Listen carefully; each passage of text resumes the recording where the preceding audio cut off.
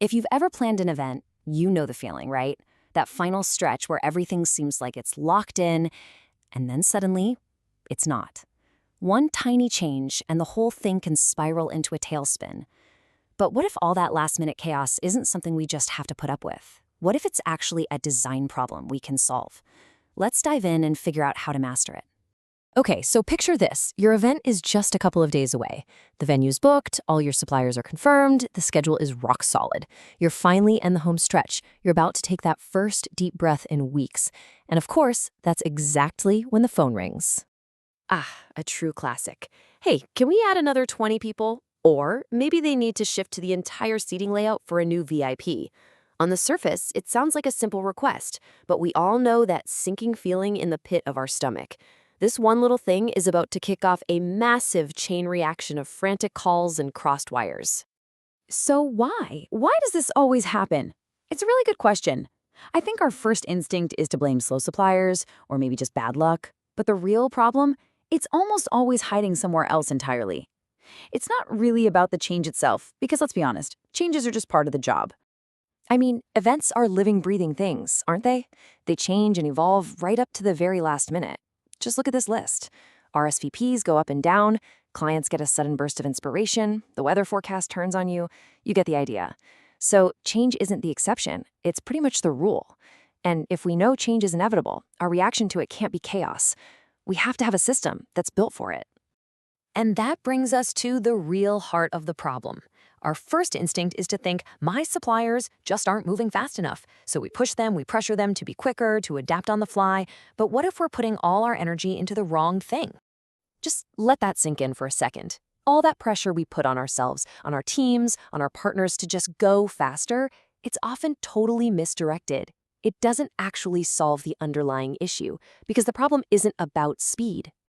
It's about structure. It's about how you handle the change, not how fast.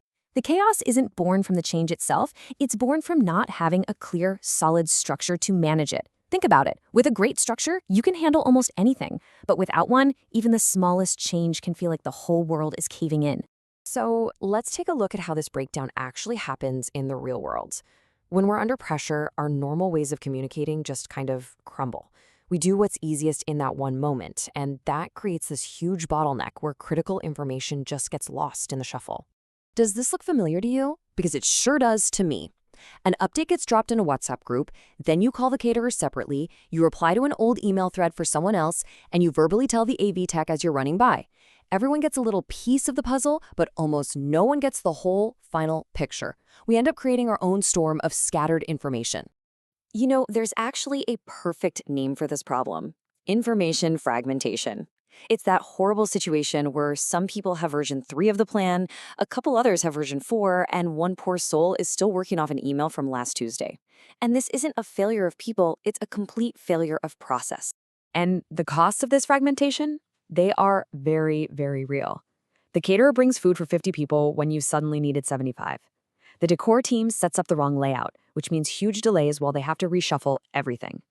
And all of this leads to frustrated suppliers, a super anxious client, and a planner, you, stuck right in the middle of it all. It's stressful, it's expensive, and here's the kicker: it's almost entirely preventable. Okay, so if the problem is a lack of structure, then the solution has to be building a better one. It's time we stop just firing off messages and start professionally managing change.